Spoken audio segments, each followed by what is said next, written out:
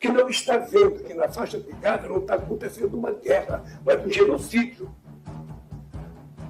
De que não é uma guerra entre soldados e soldados, é uma guerra entre um exército altamente preparado e mulheres e crianças.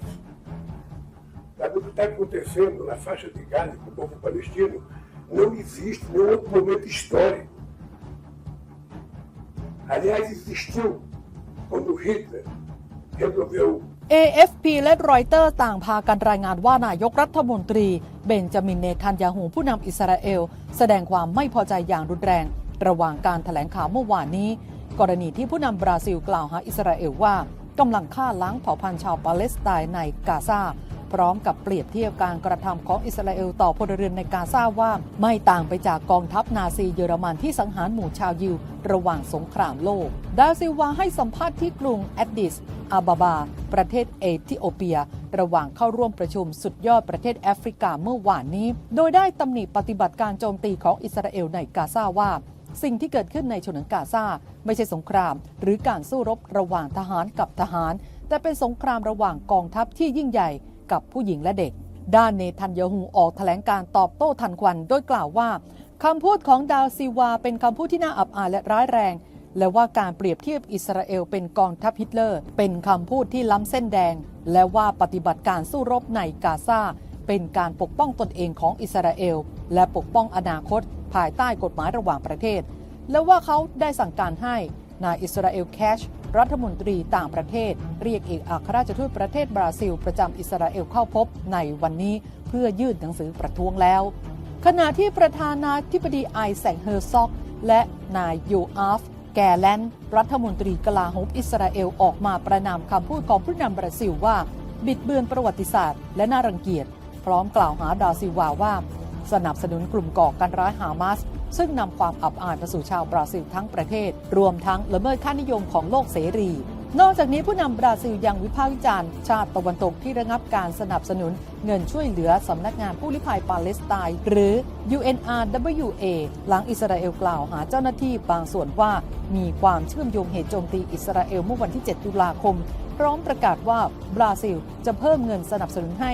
UNRWA รวมทั้งเรียกร้องนานาชาติให้ทำตามพร้อมกันนี้ก็ประกาศสนับสนุนการก่อตั้งรัฐปาเลสไตน์เป็นรัฐอิสระและมีอธิปไตยเป็นของตนเองหลังเกิดเหตุการณ์ฮามาสบุกเข้ามาโจมตีอิสราเอลเมื่อ 7 ตุลาคมดาซิลวาได้ประณามฮามาสว่ากระทำการก่อการร้ายแต่หลังจากอิสราเอลปฏิบัติการตอบโต้และโจมตีกาซาอย่างต่อเนื่องแบบไม่ฟังใครจนทำให้ชาวปาเลสไตน์เสียชีวิตกว่า 28,000 คนดาซิลวาก็เปลี่ยนมาประณามอิสราเอล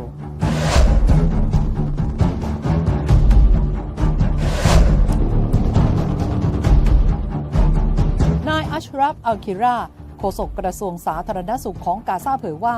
โรงพยาบาลนัสเซอร์ในเมืองคานยูนิสทางตอนใต้ของฉนวนกาซาได้เลิกการให้บริการลงอย่างสิ้นเชิงแล้วตอนนี้มีทีมแพทย์เพียง 4 ทีมเจ้าหน้าที่ 25 คนที่ยังดูแลผู้ป่วยอยู่เท่านั้นแต่ตัวโรงพยาบาลไม่มีน้ำประปาใช้อีกต่อไปเนื่องจากเครื่องปั่นไฟถูกปิดมา 3 วันแล้วน้ำเน่าท่วมห้องฉุกเฉินและพนักงานที่เหลือไม่มีวิธีรักษาผู้ป่วยในห้อง ICU เลยการขาดออกซิเจนซึ่งเป็นผลมาจากไฟฟ้าดับก็ส่งผลให้มีผู้ป่วยเสียชีวิตไปแล้วอย่างน้อย 7 รายอย่างไรก็ดีทางโรงพยาบาลยังคงให้ที่พักพิงแก่ผู้ป่วยจำนวนมากได้อยู่ต่อไปด้านดร. เท็ดรอส อัดนาฮอม เกเบริยุสผู้อำนวยการใหญ่ขององค์การอนามัยโลกหรือ WHO ได้โพสต์ลง X ระบุว่าโรงพยาบาลนัสเซอร์ในฉนวนกาซาไม่สามารถใช้งานได้ต่อไปทีม WHO